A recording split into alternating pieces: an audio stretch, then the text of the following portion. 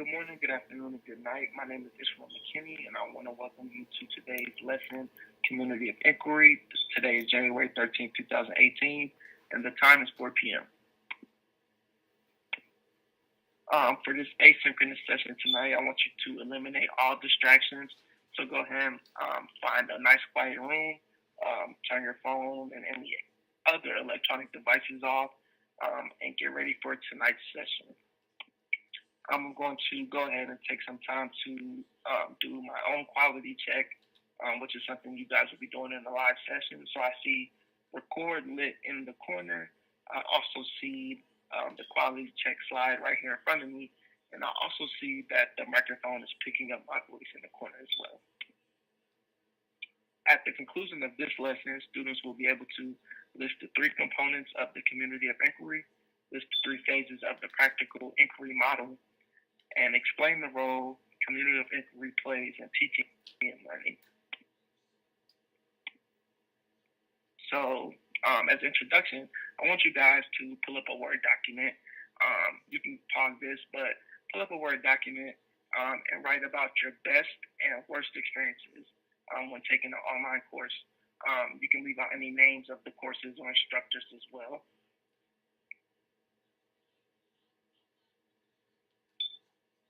Hopefully you pause this and taking the time to do that. We're going to use this later in the lesson. But I know a lot of people have had very great experiences and very bad experiences with online courses. The idea behind this course down the line is to teach you everything you need to know to make classes more interactive and more engaging and create better learning experiences for students. So I'm going to go ahead and start off with a quick video about e-learning.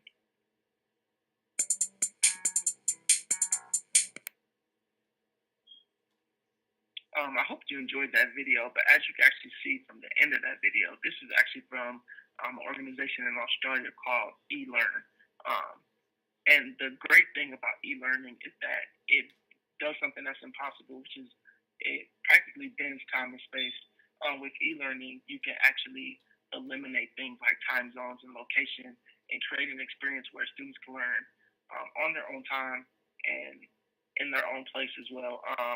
As you know, right now you might be listening to this at work, you might be listening to this at home, you might be listening to this in your classroom at the end of the school day. That video, though, did talk about a lot of things a lot of positives and great things about e-learning, but the biggest thing I took away, which is why I actually screenshotted it, is that e-learning is, in order to be successful, you need to have yourself and your students be motivated and engaged.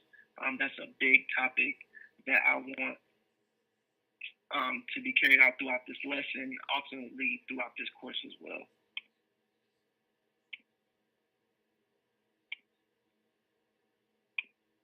So e-learning is the use of electronically mediated asynchronous and synchronous communication for the purpose of thinking and learning collaboratively. As you know, this is an asynchronous class, meaning I'm the only live person in the class. I didn't simply record the slides prior to the course. I'm actually taking the time sitting down and doing this live. You will be able to join me later on throughout the course in our synchronous sessions. As I spoke to, e-learning is great because it creates opportunity for you to learn here in Dayton or in Europe. With e-learning comes the community of inquiry, which is the framework by which teachers and students interact among three elements: the social presence, cognitive presence, and teaching presence. The goal of the community of inquiry is to develop a deep, meaningful, and collaborative learning experience through the development of the three presence: social presence, cognitive presence, and teaching presence. The reason that this is highlighted here in the middle is because to create the best experience possible for your students, you want the three presents to actually overlap, and we're going to discuss them each individually now. So the cognitive presence is the ability for learners to be able to construct and confirm meaning through sustained reflection and discourse within the online environment. So here is where, as you're teaching students, they're able to form their own meanings, and you want them to have the opportunity to discuss the meanings that they develop for themselves with other members in the class. This is great because it starts to shape the idea that they're not in the course simply by themselves, which is the biggest no that you really are going to encounter when it comes to online learning. You never want them to feel like as if they're on an island by themselves. Within the cognitive presence, you have the practical inquiry model. This represents the relationship between reflection and discourse while encouraging course design to collaboratively construct meaning and confirm understanding. So here are the 4 different phases that you want to use within the design of each lesson to ensure that you're taking them on a journey to develop deep understanding. So in the triggering phase, you want to give them different icebreakers or small tasks or drop just little pieces of information, just to anything you can think of to get them intrigued on the topic.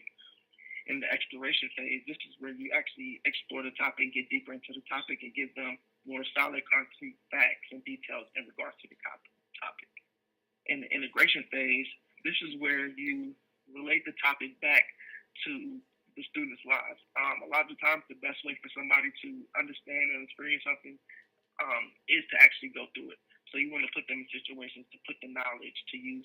And lastly, the resolution phase is where you're going to assess their understanding and create that deeper level of understanding and answer any questions. With the social presence, this is the ability of participants to identify with the group as real people through fostering a shared learning experience.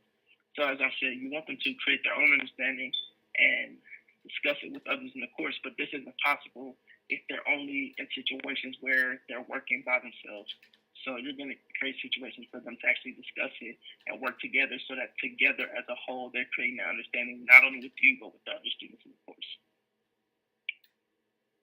Teaching presence is the ability of the instructor to design and facilitate a course to reach the intended outcomes with respect to the previous social and cognitive progressions.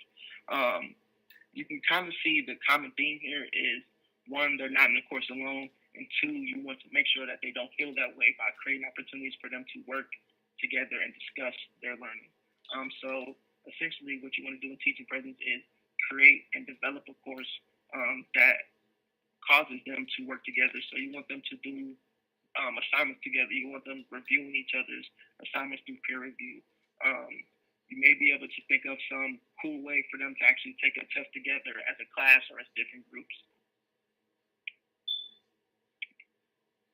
So many use online learning platforms for the first time and tend to focus too much on content initially, which causes them to neglect creating a learning experience.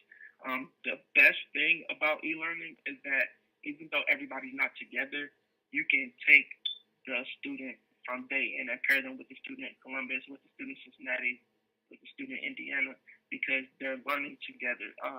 One thing you want to do is always put them in groups. You don't want to leave them out by themselves, as I previously said.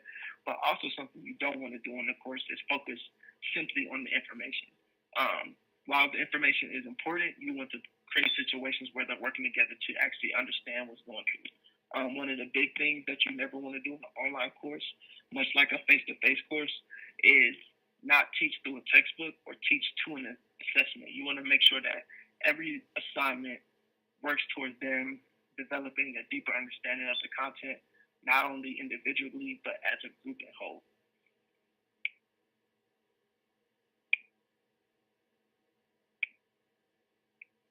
Community of inquiry is all about teachers and students working together to create an environment where together they further learning and are responsible for each other's learning. As I said, nobody's on the island taking no course together, taking the course by themselves. While you might be on the island reviewing information, you can still reach out to a group member from one email or a text message or a message through the different learning software that you're using. So I want you to take some time, pause this. While you pause this, I want you to match the presence with its respective descriptions. So on the left, you have cognitive, social, and teaching presence. And on the right, you have the different descriptions for them, and you want to match them up as they go. So go ahead and pause this and do that.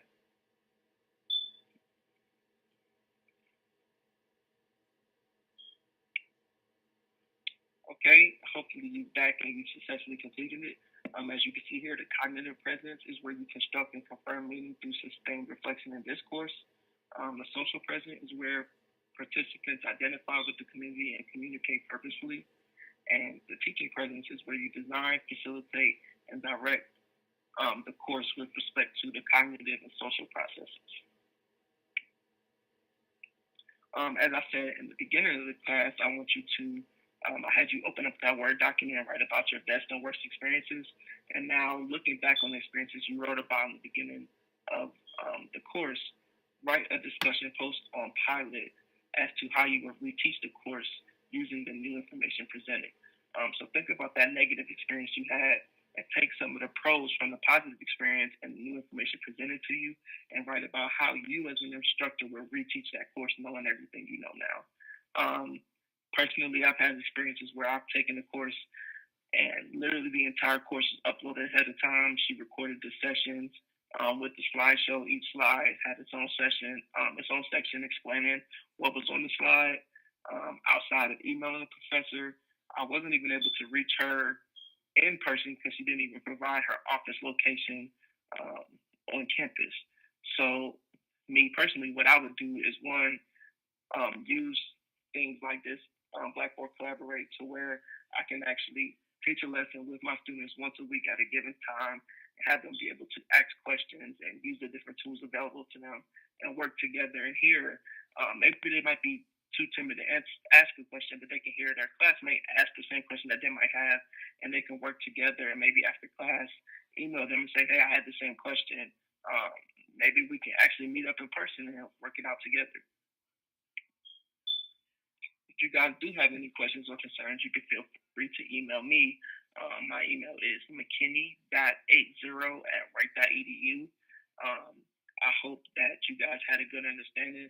Again, please take the time to submit that discussion post by Tuesday at midnight. And I look forward to seeing you guys in the live sessions down the line.